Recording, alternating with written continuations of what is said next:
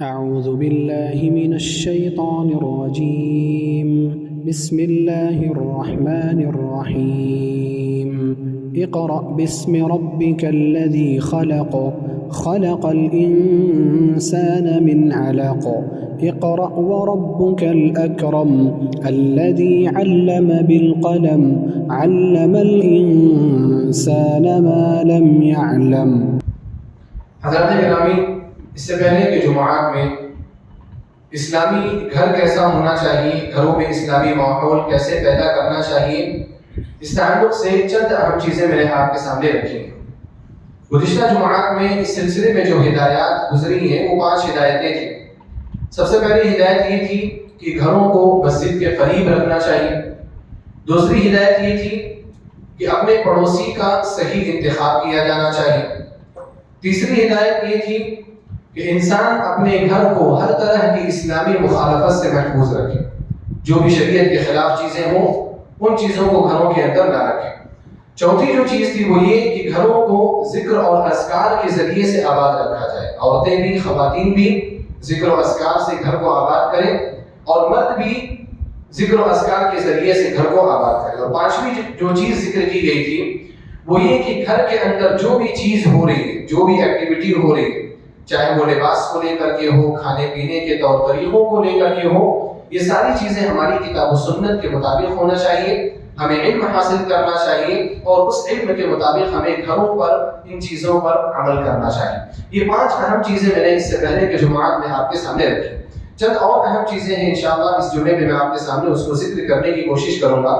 چھٹی جو اہم چیز ہے گھروں کے اندر اسلامی ماحول پیدا کرنے کی، وہ یہ ہے کہ جتنی بھی صفات ہیں، اچھی صفات، اچھے اخلاق والی چیز، ان تمام کو سب سے پہلے اپنے گھر کے اندر اس کو نافذ کرنا چاہیے۔ ہمارے یہاں کا معاملہ یہ ہے کہ ہم اچھی صفات سے متصف ہونا چاہتے ہیں، اپنے اندر خوبیاں پیدا کرنا چاہتے ہیں، اپنے اندر کمالات پیدا کرنا چاہتے ہیں، لیکن ہماری یہ خوبیاں ہمارے گھروں میں نہیں دکھتی، یہ خوبیاں باہر دکھتی ہیں۔ باہر کے لوگوں سے ملتے ہیں تو بڑے طور طریقے کے ساتھ، بڑے مہذب بن کر کے ملتے ہیں، لیکن گھر میں جب داخل ہوتے ہیں تو ساری تہذیب ہم بھول جاتے ہیں، بہت ساری غیر اخلاقی حرکتیں ہم اپنے گھروں کے اندر کرتے ہیں، حالانکہ ہمارے اچھے اخلاق کے سب سے زیادہ مستحق کون ہیں؟ ہمارے گھر والے۔ اللہ کے رسول صلی اللہ علیہ وسلم نے فرمایا خیرکم خیرکم لأہلہ وانا خیرکم لأہلی، تم میں سب سے بہتر وہ ہے جو اپنے گھر والوں کے لیے سب سے بہتر ہو۔ اور نبی علیہ السلام نے بطور مثال اپنی شخصیت کا ذکر کیا، فرمایا وَأَنَا خَيْرُكُمْ لِأَهْلِي، تم سب میں اپنے گھر والوں کے لیے میں سب سے زیادہ بہتر ہوں۔ انسان اپنے اندر خیر کا مادہ اگر پیدا کرنا چاہتا ہے، اچھے اخلاق پیدا کرنا چاہتا ہے، تو وہ سب سے زیادہ اپنے گھر والوں کے ساتھ اچھے اخلاق کے ساتھ پیش آئے۔ چند ایسی چیزیں ہیں جو بہترین اخلاق کی چیزیں ہیں جو گھر والوں کے لیے خاص طور پر بہت زیادہ ضروری ہے، میں ان کو یہاں پر ذکر کروں گا۔ اخلاق حسنہ میں سب سے اچھی چیز جو ہے وہ یہ کہ اپنی زبان کو آپ اچھی رکھیں، اپنے الفاظ کو آپ اچھی رکھیں، آپ الفاظ کا صحیح استعمال کریں، غلط استعمال نہ کریں۔ باہر بھی ہے، گھر کے اندر بھی ہے، لیکن گھر کے اندر بہت زیادہ ضروری ہے۔ اللہ کے رسول صلی اللہ علیہ وسلم نے فرمایا من كان يؤمن بالله واليوم الآخر فليقل خيرا أو ليصمت، جو شخص اللہ رب العالمین پر اور آخرت کے دن پر ایمان رکھتا ہے تو چاہیے کہ وہ اپنی زبان سے اچھی بات کہے یا خاموش رہے۔ اگر آپ اچھی بات نہیں بول سکتے، اگر آپ کے الفاظ اچھے نہیں ہیں، صحیح الفاظ کا آپ انتخاب نہیں کر سکتے، تو آپ چپ رہیے، خاموش رہیے، بولنا ضروری نہیں ہے، لیکن اگر آپ بول رہے ہیں صحیح استعمال آپ کریں۔ ہمارے زبان پر گالیاں نہیں ہونی چاہیے۔ افسوس کی بات ہے کہ کچھ لوگ ایسے ہیں جو باہر بڑی اچھی زبان بولتے ہیں لیکن اپنے گھر کے اندر جاتے ہی گالیاں شروع کرتے ہیں، اپنی بیوی کو گالیاں دینا شروع کرتے ہیں، اپنے بچوں کو گالیاں دیتے ہیں، برے الفاظ، قبیح سے قبیح ترین الفاظ استعمال کرتے ہیں۔ ایسے الفاظ جو انسان کسی غیر کو دے گا تو پھر لڑائی ہو جائے، لوگوں کی ہاتھا پائی شروع ہو جائے، ایسے الفاظ گھر والوں کے لیے استعمال کرتے ہیں۔ اور ایسے لوگ سب سے زیادہ بزدل اور سب سے زیادہ نکمے ہوتے ہیں، کیونکہ اگر وہ لوگ اپنے گھر والوں کے ساتھ برے الفاظ کے ساتھ پیش آ رہے ہیں تو یہ کون سی بہادری کی بات ہے؟ گھر میں بیوی ہے، وہ آپ کا کیا مقابلہ کر سکتی ہے؟ آپ کے بچے ہیں، آپ کا کیا مقابلہ کر سکتے ہیں؟ وہ آپ کا مقابلہ نہیں کر سکتے۔ لہذا اپنے گھر والوں کے ساتھ تو انسان کو اور زیادہ متواضع رہنا چاہیے اور اچھی زندگی گزارنا چاہیے۔ لہذا اپنی زبان کا آپ اچھا استعمال کریں، گالیاں آپ گھر میں نہ نکالیں۔ گالیاں نکالنے کا، گالیاں بکنے کا ایک نقصان یہ بھی ہے کہ اگر آپ گالیاں بکیں گے تو آپ کے بچے بھی گالیاں سیکھیں گے. آپ روڈوں میں نکلو، پتہ نہیں کیسے کیسے بچے کیا کیا گالیاں بکتے ہیں، ان کو سن کر کے کان پک جاتے ہیں. یعنی ایسی گالیاں، بچہ گالی دے رہا ہے اور ایسی بھدی بھدی گالیاں کہاں سے بچہ سیکھ رہا ہے؟ یا تو گھر سے سیکھ رہا ہے یا تو گھر کے باہر سیکھ رہا ہے. دونوں پر خیال رکھنا ضروری ہے. آپ اپنے گھر کا ماحول بھی اچھا رکھیں، آپ کا بچہ کس کے ساتھ رہ رہا ہے، کن بچوں کے ساتھ رہ رہا ہے، اس پر بھی آپ کو نظر کرنی ضروری ہے. بہرحال اپنی زبان صحیح استعمال کریں. عبداللہ بن مسعود رضی اللہ تعالیٰ عنہ کی روایت ہے، سنن ترمذی کی حدیث ہے، کہتے ہیں کہ اللہ کے رسول صلی اللہ علیہ وسلم نے فرمایا لیس المؤمن بالطعان ولا اللعان ولا الفاحش ولا البذی. مومن نہ تو کسی کو طعنہ دینے والا ہوتا ہے، مومن نہ تو کسی پر لعنت کرنے والا ہوتا ہے، کسی کو برا بھلا بولنے والا ہوتا ہے، ولا الفاحش اور نہ ہی گندی گالیاں دینے والا ہوتا ہے، ولا البذی اور نہ ہی خواہشات نفسانی کے تعلق سے باتیں بولنے والا ہوتا ہے. اپنی زبان صاف رکھتا ہے، یہ مومن کی پہچان ہے. اگر آپ کی زبان پر گالیاں ہوتی ہیں، آپ کا کوئی بھی جملہ گالی کے بغیر مکمل نہیں ہو پاتا، تو آپ اپنے ایمان کا جائزہ لیں، کیونکہ اللہ کے رسول صلی اللہ علیہ وسلم نے فرمایا کہ ایسا شخص مومن نہیں ہے. ہمارے نبی صلی اللہ علیہ وسلم کی تعلیم تو اتنی مثالی ہے اور اتنی اعلیٰ ہے کہ آپ صلی اللہ علیہ وسلم جانوروں پر لعنت کرنے کو بھی پسند نہیں کیا کرتے تھے. اگر کوئی شخص جانور کو بھی برا بھلا بول رہا ہے تو آپ علیہ السلام اس سے ناراض ہو جاتے تھے. صحیح مسلم کی روایت ہے، حضرت جابر رضی اللہ تعالیٰ عنہ نے غزوے کا تذکرہ کیا، غزوہ بوات کا، جو سن 2 ہجری میں غزوہ ہوا تھا. ایک چھوٹا سا غزوہ تھا.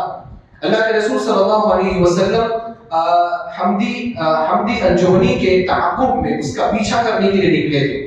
چند سوار نبی علیہ السلام کے ساتھ تھے. اس وقت سن 2 ہجری میں مسلمانوں کے پاس اتنا زیادہ مال نہیں تھا، دولت نہیں تھی، سواریاں نہیں تھی. کبھی کبھی غزوے میں جاتے تھے، بڑی تنگی اور بڑی مشقت اور دقت کا سامنا کرنا پڑتا تھا. جابر رضی اللہ عنہ بیان فرماتے ہیں کہ یہ سفر بھی ایسا ہی تھا.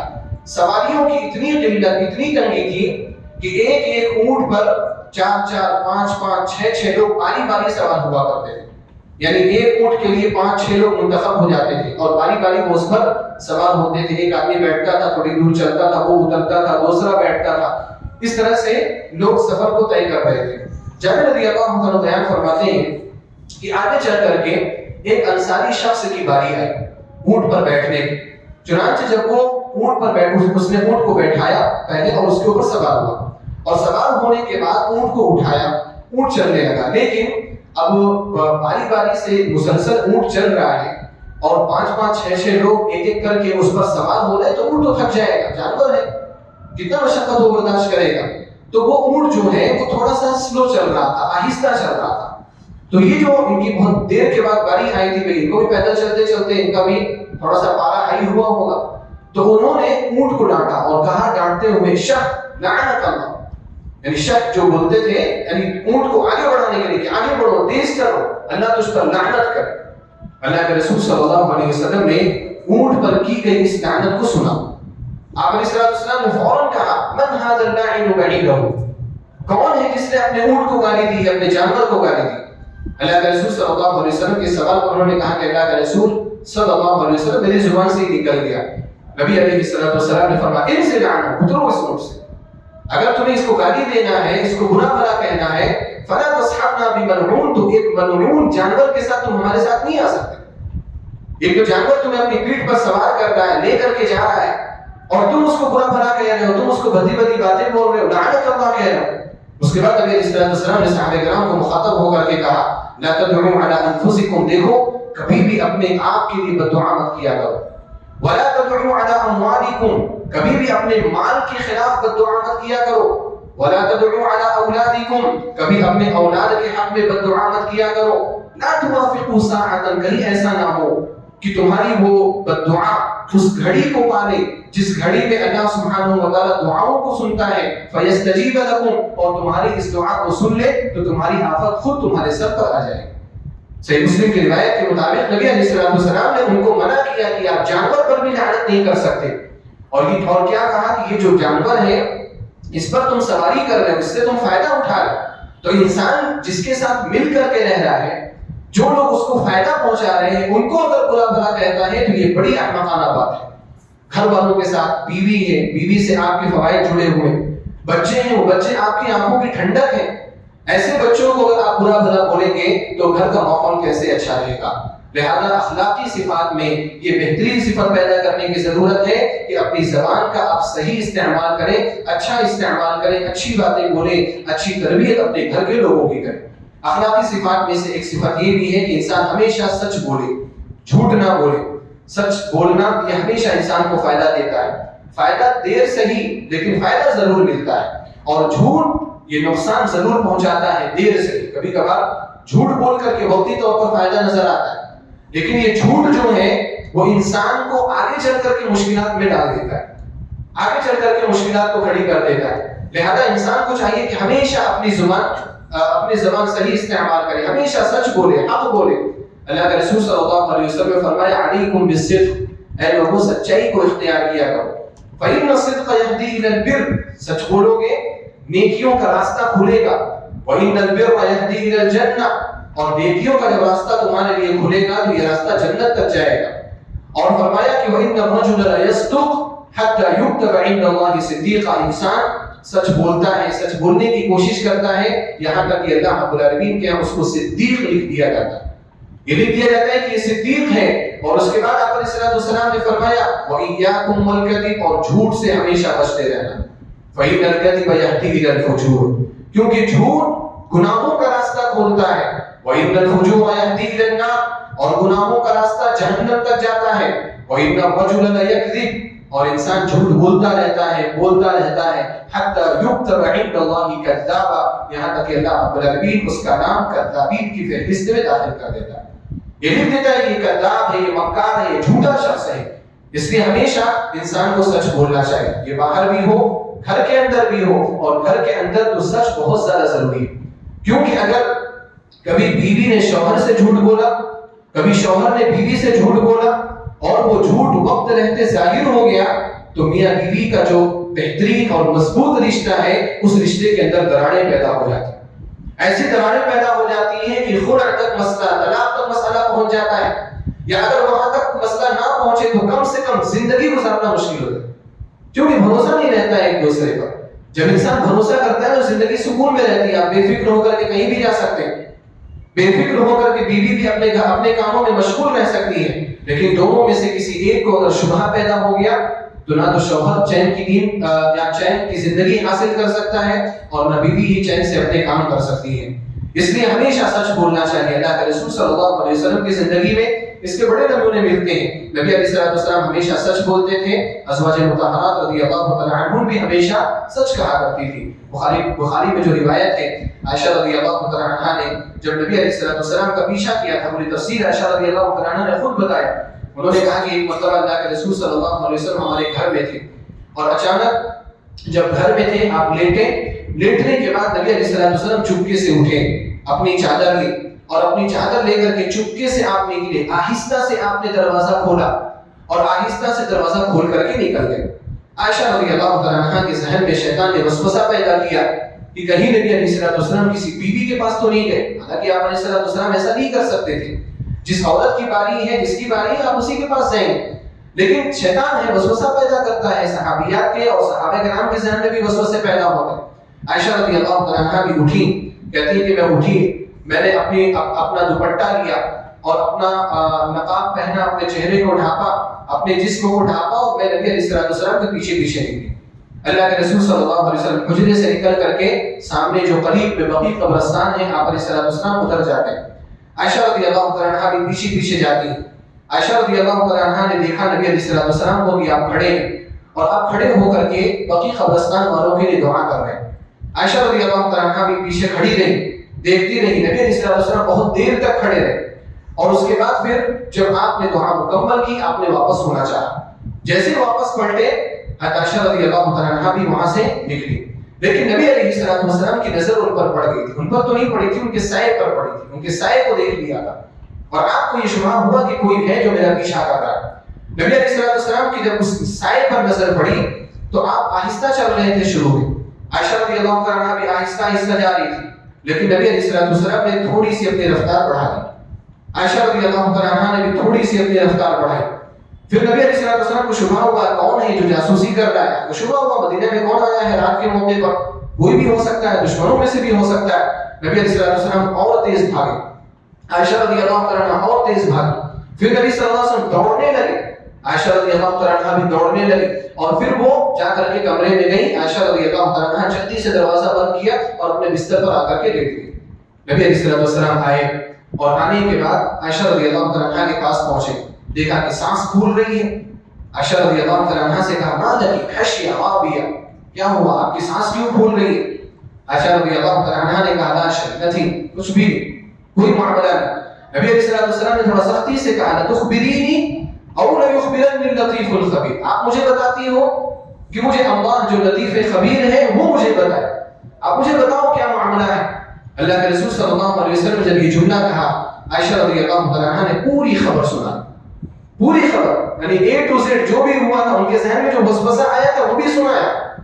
کہ اللہ کے رسول صلی اللہ علیہ وسلم مجھے ایسا لگا کہ آپ کسی اور بیوی کے پاس جا رہے ہیں، یہ بھی بتایا، یہ بھی کہا کہ میں پیچھے پیچھے آئی، آپ کو دیکھا کہ بقیع قبرستان والوں کے لیے آپ دعا کر رہے ہیں۔ اللہ کے رسول صلی اللہ علیہ وسلم نے کہا اتریدین یا اتعلمین ان یحیف اللہ علیک ورسولہ، کیا تم یہ سمجھتی ہو کہ اللہ اور اس کے رسول تمہارے اوپر ظلم کریں گے، تمہارے ساتھ کچھ غلط کریں گے؟ یعنی نبی علیہ السلام کا اصول تھا اور یہ شرعی قاعدہ ہے کہ اگر آپ کسی عورت کے یہاں باری میں تو رات میں آپ اس عورت کے علاوہ کسی اور عورت کے گھر میں نہیں جا سکتے، تو کیا میں آپ کے اوپر ظلم کروں گا؟ اس کے بعد عائشہ رضی اللہ تعالیٰ عنہ نے کہا، یہ جملہ اہم ہے، مہما یکتم الناس یعلمہ اللہ، لوگ جتنا بھی چھپا لیں اللہ رب العالمین سے کوئی بھی بات چھپنے والی نہیں ہے۔ عائشہ رضی اللہ تعالیٰ عنہ کو پتا تھا، اور یہی ہمیں سمجھنے کی ضرورت ہے۔ آپ اگر جھوٹ بولتے ہیں اور یہ سمجھتے ہیں کہ وہ چیز چھپ جائے گی، اللہ رب العالمین اگر اس چیز کو ظاہر کرنا چاہے، اللہ سبحانہ وتعالیٰ کہیں سے بھی اس چیز کو ظاہر کر دے گا، لہذا کبھی بھی جھوٹ نہیں بولنا چاہیے۔ اس کے بعد نبی علیہ السلام نے ان کو بتایا کہ میں کیوں گیا تھا۔ آپ نے کہا کہ جبریل علیہ السلام میرے پاس آئے تھے اور انہوں نے کہا کہ آپ کو بقیع قبرستان والوں کے لیے دعا کرنی چاہیے۔ اللہ کے رسول صلی اللہ علیہ وسلم نے فرمایا کہ میں چھپ کے جو اٹھا وہ اس لیے نہیں کہ میں تم سے چھپا کر کے نکلنا چاہتا تھا، میں چھپ کے جو اٹھا وہ اس لیے کہ میں یہ نہیں چاہتا تھا کہ تمہیں ڈسٹرب ہو جائے، تم پریشان ہو جاؤ، تمہاری نیند کھل جائے، تم سو رہی ہو۔ دیکھو نبی علیہ السلام کتنا خیال رکھا کرتے تھے، آہستہ سے اٹھے اور آہستہ سے اٹھ کر کے آپ علیہ السلام گئے، لیکن شیطان وسوسہ پیدا کرتا ہے، لہذا ہمیشہ انسان کو سچ بولنا چاہیے، جھوٹ کبھی بھی نہیں بولنا چاہیے۔ انسان کتنا بھی جھوٹ بولے اللہ رب العالمین اس کو ظاہر کر دے گا۔ اسی طرح سے اخلاقی صفات میں سے اپنے گھروں کے اسلامی ماحول کے بنانے کے لیے جو صفت انتہائی ضروری ہے وہ یہ کہ انسان کبھی بھی کسی کے تعلق سے بدگمانی نہ کرے، ہمیشہ اچھا گمان کرے۔ یہ بدگمانیاں یہ فتنوں کو جنم دیتی ہیں، یہ بدگمانیاں یہ غیبت کی طرف لے کر کے جاتی ہیں، چغلی کی طرف لے کر کے جاتی ہیں۔ اسی لیے اللہ رب العالمین نے پہلے سورہ حجرات میں بدگمانی سے منع کیا، پھر غیبت سے بھی منع کیا۔ اللہ نے فرمایا یا ایھا الذین آمنوا اجتنبوا کثیرا من الظن ان بعض الظن اثم، اے ایمان والو بہت زیادہ کسی کے بارے میں سوچنے سے بچا کرو۔ کیوں سوچیں گے بھائی؟ اتنا وقت ہمارے پاس ہونا ہی نہیں چاہیے کہ فلاں کیا کر رہا ہے، وہ کس کے گھر جا رہا ہے، وہ کیوں ایسا کر رہا ہے، وہ فلاں وقت کہاں گیا ہے۔ اتنا سوچنے کے لیے ہمارے پاس وقت ہی نہیں ہونا چاہیے۔ آپ دین کے دنیا کے جائز کاموں میں اتنا مشغول ہو جائیں کہ فضول کا وقت ہی آپ کے پاس نہ بچے۔ ان بعض الظن اثم، کیونکہ کچھ گمان انسان کو گناہ کی طرف لے کر کے جاتا ہے، اور وہ گناہ کیا ہے کہ انسان جاسوسی کرنے لگتا ہے۔ اس لیے اللہ رب العالمین نے فرمایا ولا تجسسوا، جاسوسی بھی مت کرو۔ اور پھر جب جاسوسی کرتا ہے تو انسان غیبت بھی کرتا ہے کہ دیکھو فلاں کو میں نے دیکھا ایسا کرتے ہوئے۔ اس لیے اللہ رب العالمین نے غیبت سے بھی منع کیا، پوری ترتیب کے ساتھ، آرڈر کے ساتھ۔ ولا یغتب بعضکم بعضا، تم میں سے کوئی کسی کی غیبت نہ کرے گا۔ تم چاہتے ہو کہ اپنے مردہ بھائی کا گوشت کھاؤ، یقیناً تمہیں یہ چیز ناپسند ہوگی، لہذا بدگمانی سے بھی بچنا چاہیے اور غیبت سے بھی بچنا چاہیے۔ غیبت خاص طور پر گھر کے ماحول کو خراب کر دیتی ہے۔ آج کل ہمارے گھروں کا ماحول اکثر و بیشتر ایسا ہو گیا ہے کہ ایک تو ہمارے پاس بات کرنے کے لیے ٹاپکس نہیں ہوتے تو کسی نہ کسی کی غیبت شروع ہو جاتی ہے۔ بہن کے ساتھ بات کر رہے ہیں تو بھائی کی غیبت شروع ہو جا رہی، بھائی کے ساتھ بات کر رہے ہیں والدین کی غیبت شروع ہو جا رہی، بہنوں کی غیبت شروع ہو جا رہی۔ اگر سب اچھے سے مل کر کے ہیں تو چاچاؤں کی غیبت ہو رہی ہے، ماموں کی غیبت ہو رہی ہے، خالاؤں کی غیبت ہو رہی ہے، پھوپھیوں کی غیبت ہو رہی ہے۔ اپنے گھروں کو غیبت سے بچائیے۔ غیبت یہ فساد ہے، فساد کی جڑ ہے۔ رشتے کیوں خراب ہو رہے ہیں ہمارے؟ ہم ایک دوسرے کی غیبتیں کر رہے ہیں۔ اللہ کے رسول صلی اللہ علیہ وسلم کبھی بھی پسند نہیں کرتے تھے کوئی کسی کو برا بھلا کہے کسی کے حق میں موجودگی میں۔ اللہ کے رسول صلی اللہ علیہ وسلم مرتبہ عائشہ رضی اللہ تعالیٰ عنہا کے پاس موجود تھے، صحیح بخاری کی روایت ہے، انس رضی اللہ تعالیٰ عنہ راوی حدیث ہے، نبی علیہ السلام ان کے پاس موجود تھے، عائشہ رضی اللہ تعالیٰ عنہا نے غصے میں صفیہ رضی اللہ تعالیٰ عنہا کو سخت کہہ دیا. انہوں نے کہا کہ حسبک من صفیہ کذا وکذا. صفیہ رضی اللہ تعالیٰ عنہا جو ام المؤمنین تھی، ان کے بارے میں کہا کہ اللہ کے رسول صلی اللہ علیہ وسلم صفیہ کیسی ہے، گڈی سی ہے، کہانی قصیر نہیں، زیادہ اس کی ہائٹ نہیں ہے، ایسی ہے ویسی ہے، اس طرح کی باتیں کہیں. نبی صلی اللہ علیہ وسلم اتنا ناراض ہوئے کہ آپ علیہ السلام نے فرمایا لقد قلت کلمۃ لو مزجت بماء البحر لمزجته.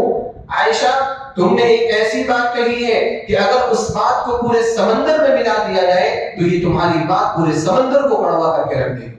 نبی علیہ السلام نے تنبیہ کی کہ کبھی بھی اس طرح کی باتیں ہمارے درمیان نہیں ہونی چاہیے، اور اگر آپ کسی کی غیبت کر رہے ہیں تو آپ ان کے لیے خیر خواہ نہیں، آپ اچھے دوست نہیں ہیں. رشتہ دار آپس میں اچھے رشتہ دار اس وقت ہیں کہ جب ان کے عدم موجودگی میں ان کی اچھائیاں بیان کریں، غیبت بیان نہ کریں. ایک شاعر نے کہا صدیقی من یرد الشر عنی، صدیقی من یرد الشر عنی، میرا دوست وہ ہے جو مجھ سے برائیوں کو دور کرتا ہے، یعنی تکلیفوں کو دور کرتا ہے. وَيَرْمِي بِالْعَدَاوَةِ مَنْ رَمَانِي، اور اگر کوئی شخص میرے اوپر تہمت لگائے تو اس سے بھی دشمنی کرتا ہے. وَيَسْقُوا لِي إِذَا مَا غِبْتُ عَنْهُ وَأَرْجُوهُ لِنَائِبَةِ الزَّمَانِ، اور اگر میں اس کے پاس نہ رہوں، میں اس سے غائب رہوں تو وہ میرے لیے اپنے دل کو صاف رکھتا ہے. اور میرا دوست وہ ہے کہ جس پر میں زمانے کے حوادث پر امید رکھتا ہوں کہ یہ حادثات کے وقت میرا کام آئے گا. تو یہ شعر کا جو ٹکڑا ہے وَيَسْقُوا لِي إِذَا مَا غِبْتُ عَنْهُ، اصل دوست وہ ہے کہ اگر آپ اس کے پاس نہ رہیں تو وہ آپ کی غیبت نہ کریں، آپ کی چغلی نہ کرے. اچھے رشتہ دار بھی ایسے ہوتے ہیں، اچھے لوگ بھی ایسے ہوتے ہیں، کسی کے عدم موجودگی میں اس کے تعلق سے آپ اس طرح کی بات نہ کریں. اسی طرح سے اخلاقی صفات میں سے ایک صفت یہ ہے کہ انسان غصہ نہ کرے. یہ غصہ بہت سارے گھروں کو تباہ کرتا ہے، بہت سارے گھروں کو تباہ کر چکا ہے. بہت ساری مثالیں ہمارے سامنے رہتی ہیں. غصہ ہوا، انسان نے اپنی عورت کو آ کر کے مارا، غصے میں لڑکوں کو آ کر کے مارا، غصے میں طلاق طلاق طلاق کہہ دیا، پھر اس کے بعد علماء کے چکر لگا رہا ہے، فتوا کمیٹیوں کے چکر لگا رہا ہے، میرے ساتھ یہ ہو گیا وہ ہو گیا. اتنا غصہ آپ کرتے کیوں ہیں؟ غصے پر کنٹرول کرنا سیکھیں. آدمی بہادر وہی ہے جو غصے پر کنٹرول کرنا چاہتا ہے. اللہ کے رسول صلی اللہ علیہ وسلم نصیحت کیا کرتے تھے کہ غصے پہ کنٹرول کرنا سیکھو. ایک صحابی آئے اور انہوں نے کہا اللہ کے رسول صلی اللہ علیہ وسلم اوصنی، آپ مجھے وصیت کریں. نبی علیہ السلام نے فرمایا لا تغضب، آپ غصہ مت ہوا کریں.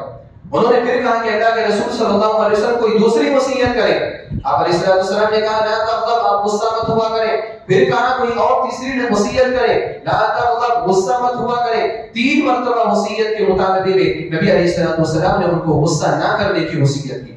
مسند احمد کی روایت ہے، کہتے ہیں کہ وہ صحابی جب جانے لگے انہوں نے کہا کہ ففکرت حين قال رسول اللہ صلی اللہ علیہ وسلم ما قال، میں نے اللہ کے رسول صلی اللہ علیہ وسلم کی بات میں غور و فکر کیا. فإذا الغضب يجمع الشر كله، تو میں نے دیکھا کہ غصہ جو ہے وہ ہر طرح کی برائیوں کو لیے ہوئے، ہر طرح کی برائی کو لیا. غصے کی وجہ سے انسان کا گھر برباد ہوتا ہے، غصے کی وجہ سے رشتے، آپ کے بچے آپ سے دور ہو جائیں، آپ کے گھر والے آپ سے دور ہو جائیں گے. بہت سارے لوگوں کو شکایت ہوتی ہے، ہم گھر میں جاتے ہیں ہمیں وہ توجہ نہیں ملتی، ہمیں گھر والوں کی جانب سے وہ رعایت نہیں ملتی جو ہونی چاہیے. آپ دیکھیں کہ کہیں آپ کی جانب سے غلطی تو نہیں ہے. آپ غصے میں کیسے رہتے ہیں، کیسے الفاظ آپ کی زبان سے نکلتے ہیں، ان چیزوں کا دیکھنا بہت ضروری ہے. اللہ کے رسول صلی اللہ علیہ وسلم نو بیویوں کو ساتھ میں رکھتے تھے، لیکن نبی علیہ السلام کبھی بھی اس طرح سے غصہ نہیں ہوا کرتے تھے. یا نبی علیہ السلام کے گھر میں کچھ اس طرح کے واقعات نہیں ہوتے تھے لیکن آپ علیہ السلام صبر کر جاتے تھے. ایک مرتبہ انس رضی اللہ عنہ بیان فرماتے ہیں کہ عائشہ رضی اللہ عنہا کے گھر میں نبی صلی اللہ علیہ وسلم کھانا کھا رہے تھے. کسی زوج مطہرہ نے، کسی اور بیوی نے، چاہے وہ زینب بنت جحش ہو یا ام سلمہ ہو، روایات میں اختلاف ہے، کوئی پیالہ بھیجا کچھ کھانے کے لیے، ایک پیالے میں رکھ کر کے بھیجا. عائشہ رضی اللہ عنہا کے گھر میں بیٹھ کر کے نبی علیہ السلام کھانا کھا رہے تھے، خادم لے کر کے پیالہ آیا. عائشہ رضی اللہ عنہا کو اتنا غصہ آیا کہ آپ نے اس پیالے پر ہاتھ مار دیا، اور پیالے پر اتنی زور سے ہاتھ مارا کہ وہ پیالہ زمین پہ گرا اور وہ ٹوٹ گیا. اللہ کے رسول صلی اللہ علیہ وسلم کو غصہ نہیں آیا ہوگا؟ غصہ آیا کیونکہ یہ چیز صحیح نہیں تھی. لیکن نبی علیہ السلام نے کیا کیا؟ اپنے غصے کو کنٹرول کیا، اور آپ علیہ السلام وہاں پر گئے جہاں پر وہ کھانا گرا تھا. آپ کھانے کو اکٹھا کرنے لگے، آپ اٹھانے لگے، دوسرا برتن منگایا، دوسرا برتن لے کر کے آؤ. دوسرا برتن لایا گیا. آپ علیہ السلام نے اس میں جو کھانا تھا اس کو نکالا اور کھانا نکالنے کے بعد کہا کلو, چلو پھر سے کھاؤ. اور کہا کہ خافت امکم, تمہاری ماں کو غیرت آ گئی. یعنی عائشہ رضی اللہ عنہا نے غیرت کی وجہ سے ایسا کہا ہے. نبی علیہ السلام نے ریئیکشن ظاہر نہیں کیا, غصہ ظاہر نہیں کیا. اور اس کے بعد جب کھانا ختم ہوا تو نبی علیہ السلام نے اس خادم کو کہا, جو خادم پیالہ لے کر کے آیا تھا, کہ یہ صحیح پیالہ لے کر کے جاؤ, اور جو ٹوٹا ہوا پیالہ تھا وہ عائشہ رضی اللہ عنہا کے گھر میں رکھوا دیا. کس طرح سے نبی علیہ السلام نرمی کے ساتھ رہا کرتے تھے.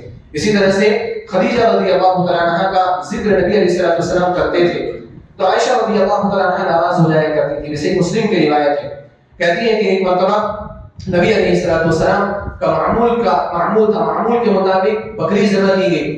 بکری کا گوشت آپ نے خدیجہ رضی اللہ عنہا کی سہیلیوں کو بھیجنے کے لیے کہا.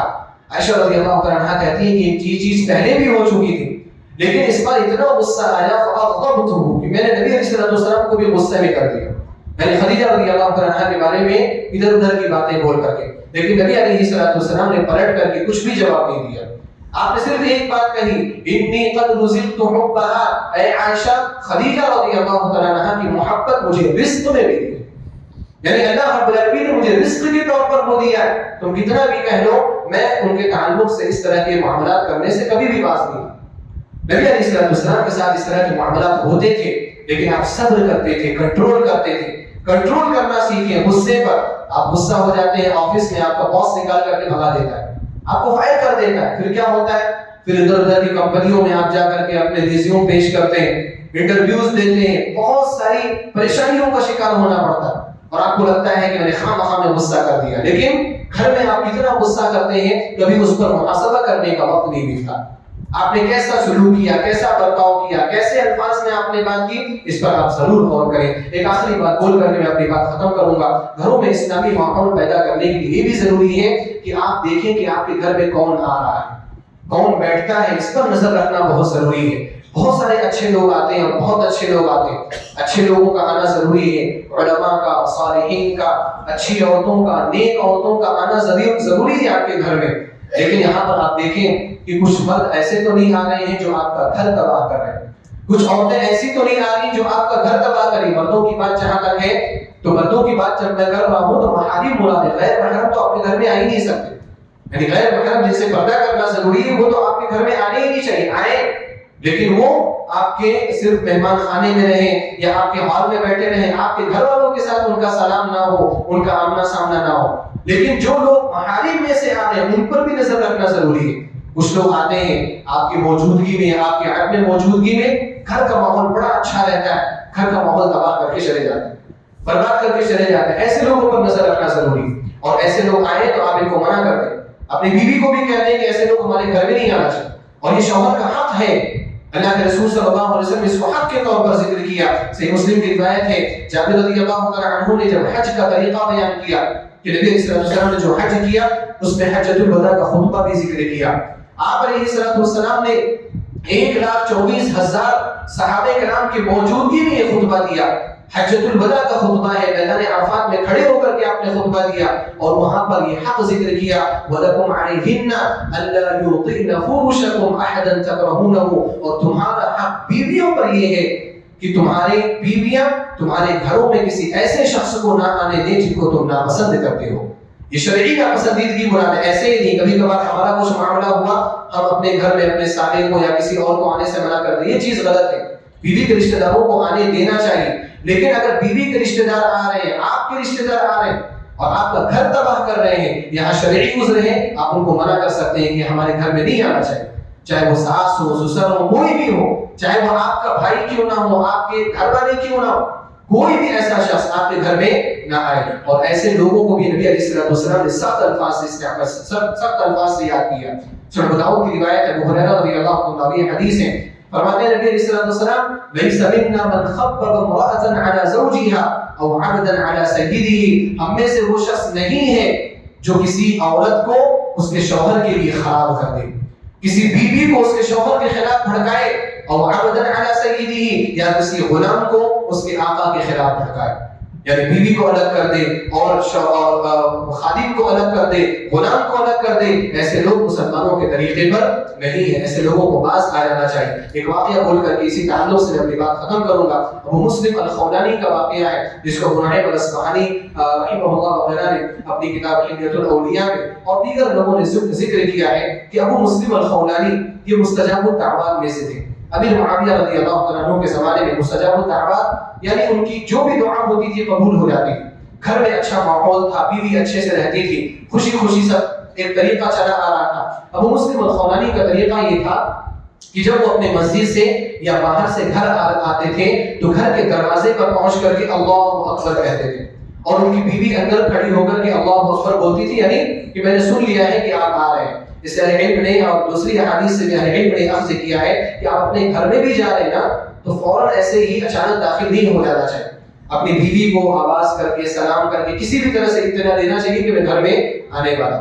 وہ اللہ اکبر کہتے تھے، ان کی بیوی اندر سے اللہ اکبر کہتی تھی۔ پھر جب وہ صحن میں آتے تھے اور اپنے بیڈ روم میں یا گھر میں داخل ہونے والے ہوتے تھے پھر اللہ اکبر کہتے تھے، اور جب اللہ اکبر کی آواز آتی تھی بیوی کی تو وہ گھر کے اندر داخل ہو جاتے تھے۔ ایک دن ایسا ہوا کہ آپ آئے اور آپ نے گھر کے باہر اللہ اکبر کہا، اندر سے کوئی آواز نہیں آئی، گھر کا دروازہ کھولا، اندر داخل ہو گئے، صحن کے پاس پہنچے، اپنے روم میں داخل ہونے سے پہلے پھر کہا اللہ اکبر، کوئی بھی آواز نہیں آئی۔ رات کا وقت تھا، گھر کا چراغ بھی نہیں جلا ہوا تھا، اس دن گھر کا چراغ بھی بجھا ہوا تھا۔ اندر داخل ہوئے، کوئی معاملہ ہو گیا، کیا معاملہ ہے، کیا ہوا، کچھ ہوا تو نہیں، پریشان ہوئے۔ اندر جب اپنے روم کے اندر داخل ہوئے تو دیکھا کہ اندھیرے میں ان کی بیوی بیٹھی ہوئی اور بہت مغموم اور بہت ٹینشن میں، بہت زیادہ حکیم آدھی، ایسا لگ رہا ہے کہ ساری دنیا کی ٹینشن ان کے اوپر۔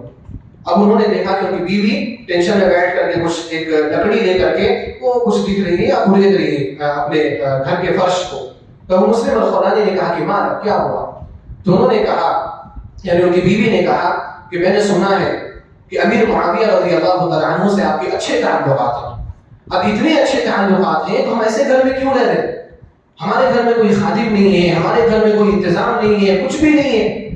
امیر معاویہ رضی اللہ عنہ اتنا پسند کرتے ہیں آپ کو، خالی ایک بار بول دیجیے آپ کے لیے اچھا گھر ہو جائے گا، لیکن آپ بولتے ہی نہیں، آپ کو ہماری فکر نہیں ہے۔ اس طرح کی باتیں بولنے لگے۔ مسلم الخولانی نے کہا کہ یہ بات تمہاری تو نہیں ہے، کون آیا تھا تمہارے پاس؟ کہیں کہ فلاں عورت ابھی یہاں سے گئی ہے۔ فوراً ابو مسلم الخولانی اتنا غصہ ہوئے کہ انہوں نے بددعا کی، انہوں نے کہا کہ اللہم من فسد علی امراتی فاعمی بصرها، کہ اے اللہ جس عورت نے یا جس نے بھی میری عورت کو میرے لیے خراب کیا ہے اس کی آنکھ کو تو بینا کر دے، اس کی آنکھ کو تو اندھا کر۔ وہ عورت، اس کے بارے میں بتایا گیا، وہ عورت بازو کی تھی، پڑوس کی تھی، اس نے آ کر کے یہ چیز لگائی تھی کہ امیر معاویہ بہت پسند کرتے وہ مسلم الخولانی کو، لیکن تمہارے شوہر تو تمہارا خیال ہی نہیں رکھتے، تمہارے گھر میں یہ نہیں ہے، واشنگ مشین نہیں ہے، فریج نہیں ہے۔ اب آج کے زمانے کے لحاظ سے بول رہا ہوں، ایسے عورتیں آتی ہیں کہ ہمارے شوہر نے تو یہ دیا، ہمارا شوہر تو ہر مہینے ہم کو گفٹ دیتا ہے، تمہارا شوہر نہیں دیتا۔ اس طرح کی بات کرنے والوں پر نظر رکھیے، اور ایسی بات کرنے والوں کو اپنے گھروں کے اندر نہ آنے دیجیے۔ اچھا خاصا ماحول گھر کا تباہ و برباد ہو جاتا ہے۔ چنانچہ اس پر جب بددعا کی تو اپنے گھر کے اندر تھی، چراغ جل رہا تھا، وہ عورت جس نے آ کر کے یہ لگایا تھا، اچانک اللہ رب العالمین نے اس کی آنکھ کو اندھا کر دیا۔ وہ گھر میں بیٹھی، چراغ جل رہا ہے اور پوچھ رہی ہے چراغ تم نے کیوں بند کر دیا؟ گھر والوں سے پوچھا اس نے، تو گھر والوں نے کہا کہ چراغ کہاں بند ہوا، چراغ تو جب جل رہا ہے۔ تو اس نے کہا کہ مجھے چراغ نہیں دکھ رہا ہے۔ تو اس کو احساس ہوا کہ میں اندھی ہو گئی، میری بینائی چلی گئی۔ اس کو فوراً لگا کہ وہ مسلم الخولانی مستجاب الدعوات ہیں، ہو سکتا ہے انہوں نے بددعا کی ہو۔ فوراً اسی وقت بھاگتی ہوئی وہ ابو مسلم الخولانی کے پاس آئی اور آ کر کے ان سے معافی مانگنے لگی کہ میں نے ایسا ایسا آپ کی بیوی کو کہا تھا، لہذا آپ مجھے معاف کر دیں۔ ابو مسلم الخولانی نے پہلے اس کو سمجھایا، کہا کہ توبہ کرو، اس نے توبہ کیا۔ اس کے بعد انہوں نے دعا کی کہ اللہ تو اس کی بینائی کو واپس لوٹا دے۔ اللہ رب العالمین نے اس کی بینائی کو واپس لوٹا دیا۔ تو معاملہ دیکھیے بڑا خطرناک ہوتا ہے، اس لیے اپنے گھروں پر نظر رکھنا بہت ضروری ہے۔ کون آ رہا ہے، کون جا رہا ہے، ان چیزوں کا خیال رکھنا ضروری ہے۔ بہت ساری چیزیں ہیں، لیکن انہی باتوں پر میں اکتفا کرتا ہوں کہ اپنے گھر کو اسلامی گھر بنائیں، اپنے گھروں کے اندر اسلامی ماحول پیدا کرنے کی کوشش کریں۔ گھر میں اسلامی ماحول ہے تو گھر آپ کا سکون والا ہے، اسلامی ماحول نہیں ہے تو آپ کہیں بھی سکون حاصل نہیں کر سکتے۔ اللہ رب العالمین سے دعا ہے الہ العالمین تو ہم سب کو کتاب و سنت کی تعلیمات کو سمجھنے کی توفیق عطا فرما۔ الہ العالمین تو ہم سب کو اپنے گھروں کے اندر اسلامی ماحول پیدا کرنے کی توفیق عطا فرما۔ الہ العالمین تو ہم سب کے گناہوں کو معاف فرما۔ الہ العالمین تو ہم سب کو جنت الفردوس میں جگہ عطا فرما۔ الہ العالمین تو ہم سب کو ایمان اور اسلام پر زندہ فرما، جو ہمارا خاتمہ ہو لا الہ الا اللہ محمد رسول اللہ پر فرما۔ آمین۔ وآخر دعوانا ان الحمد للہ رب العالمین۔